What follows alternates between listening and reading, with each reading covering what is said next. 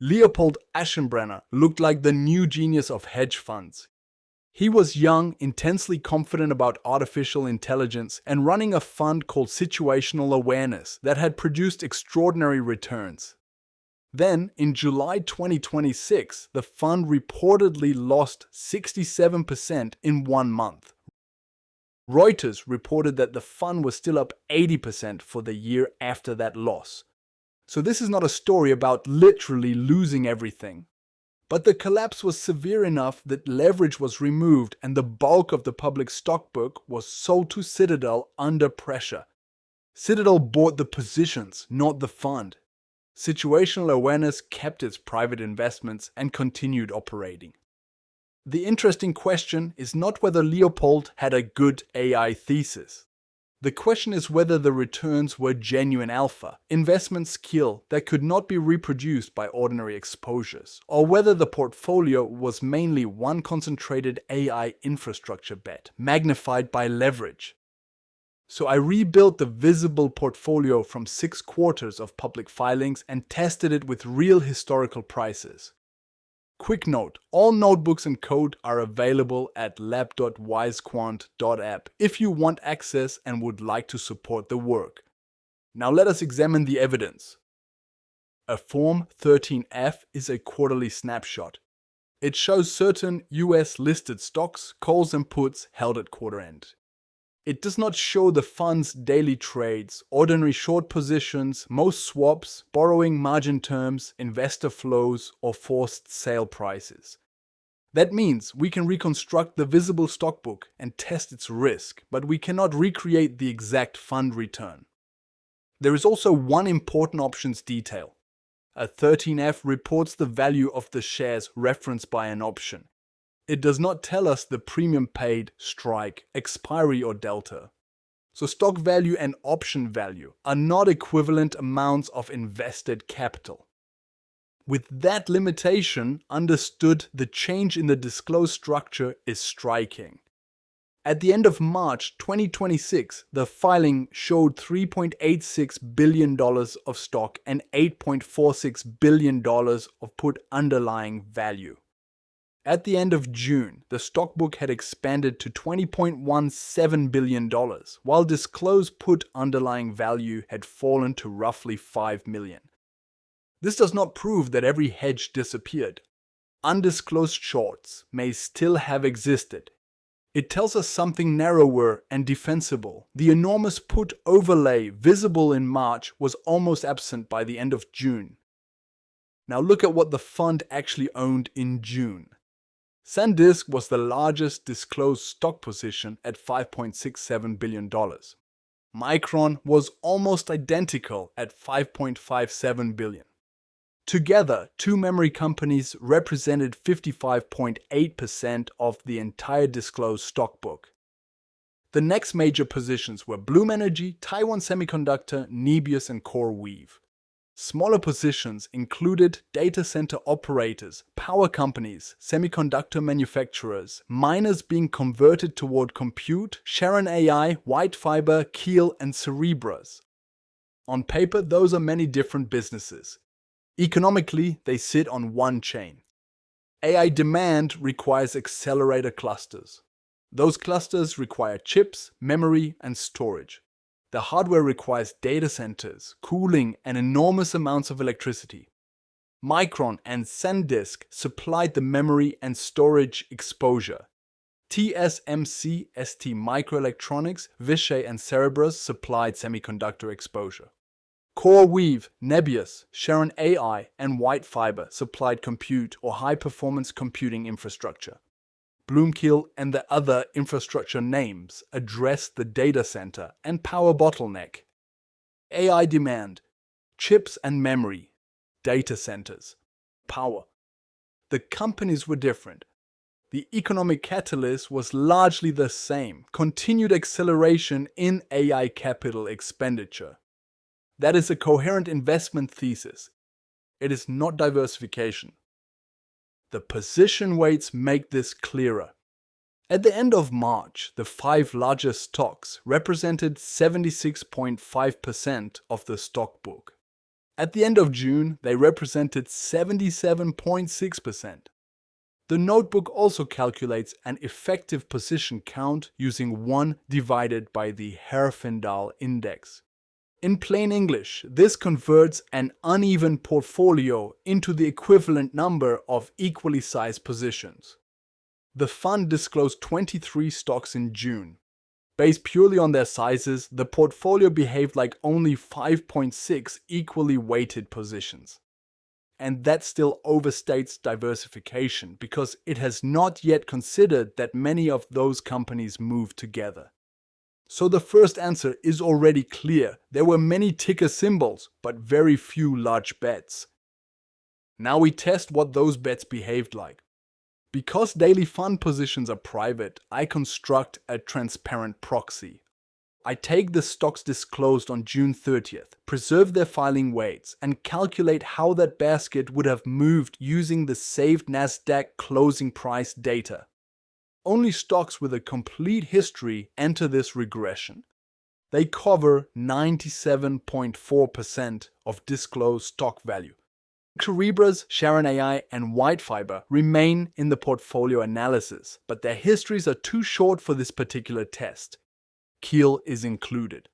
The sample contains 314 daily returns from March 31st, 2025 through June 30th, 2026. I compare the proxy with 5 benchmarks: SPY for the broad market, QQQ for large technology stocks, SMH and SOXX for semiconductors, and a custom equal weight basket of the fund's major AI infrastructure holdings. R-squared tells us how much of the proxy's daily movement each benchmark explains. SPY explains 43.9%, QQQ explains 54.8%, SMH and SOXX explain roughly 66%. The custom AI infrastructure basket explains 72.4%, the closest match. That does not calculate the fund's true alpha. It establishes what the visible portfolio's risk most resembled. And the answer is not a normal diversified equity portfolio. It is a concentrated AI infrastructure factor. The next test is even more intuitive. Freeze every disclosed June weight. Make no trades. Add no leverage, shorts, options, or private assets. Simply hold those stocks from June 30th through July 31st. That unlevered public stock proxy loses 33%. The reported fund loss was 67%. The visible long book therefore reproduces the direction and roughly half the magnitude of the collapse before adding any hidden amplification. The fund loss was 2.03 times the proxy loss. That is not an estimate of exact leverage. The unknown short book, options, trading, private marks, financing costs, and liquidation prices all affect the result. SanDisk alone removed approximately 13.1 percentage points after falling 46.6%. Micron removed another 7.9 points. Bloom, Nebius, CoreWeave, Sharon AI, TSMC, and the other infrastructure names produced most of the remaining decline. The hidden book is necessary to explain why the fund lost exactly 67%. It is not necessary to explain the basic failure. The public stocks were already collapsing together. The heat map tests whether the major holdings moved independently. Green means 2 stocks frequently moved in the same direction. The amount of green is the problem. Different companies repeatedly responded to the same underlying story. Principal component analysis measures that shared movement directly. Imagine 12 boats. Each moves differently, but one large wave can lift or drop all of them. PCA asks how much of the total movement came from that common wave. The first principal component explains 50.5% of standardized daily variation across the 12 major holdings. Every stock loads in the same direction. So concentration existed twice. A few positions were enormous, and many of the smaller positions were driven by the same factor. The reported strategy was long companies supplying AI infrastructure and short businesses expected to be disrupted by AI.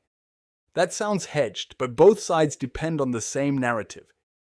If confidence in the AI build-out falls, infrastructure stocks can crash. At the same time, investors may decide incumbent software businesses are less threatened, causing those stocks to rally. The long book loses because infrastructure falls. The short book loses because the shorted software rises. In the marked example, the fund holds $150 long and $100 short for every $100 of capital. A 25% fall in the longs costs 37.5% of starting capital. A simultaneous 15% rally in the short basket costs another 15%. Total loss, 52.5% before costs. A short book is only a hedge if it gains when the main risk loses. Here it could become a second expression of the same AI narrative. Now add leverage. A fund with $100 of its own capital and $300 of gross positions has 3 times gross exposure. If that portfolio falls 20%, the loss is not $20. It is $60. NAV falls from 100 to 40. If the positions have not yet been sold, effective leverage rises from 3 times to 7.5 times because almost the same exposure is now supported by much less capital. The fund becomes more leveraged without buying anything. That creates the loop. The AI factor reverses, NAV falls, effective leverage rises, margin or internal risk limits bind. Positions must be sold. Weak liquidity makes the sale more expensive, causing another loss. At that stage, the long-term thesis does not need to be wrong. Prices only need to move far enough, fast enough for financing to take control. So, was this genuine alpha or a leveraged factor bet? The public evidence points much more strongly to the leverage factor explanation. It cannot prove that Leopold Aschenbrenner had no skill. The private book and true daily exposures are not public. But the visible risk does not require a story of broad, independent stock-picking alpha. 2 stocks were 55.8% of the book. The top 5 was 77.6%. 23 stocks reduced to 5.6 effective positions before correlation. One shed movement explained 50.5% across 12 major holdings. The AI infrastructure factor explained 72.4% of the public proxy's daily movement. And the unlevered, disclosed stocks alone lost 33% in July, roughly half the reported fund loss.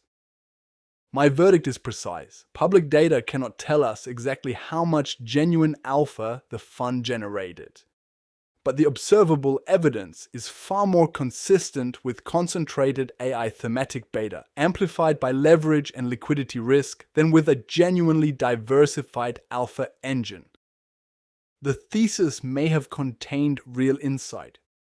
The portfolio construction converted that insight into position so concentrated that one factor reversal could threaten the fund.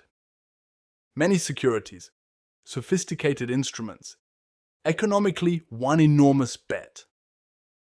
The complete notebook, data and code are available inside AlgoVibe's research lab at lab.wisequant.app. You can run the analysis, change the assumptions, and verify every result yourself. Thanks a lot for watching. Let me know your thoughts below, and I'm looking forward to see you in the next video.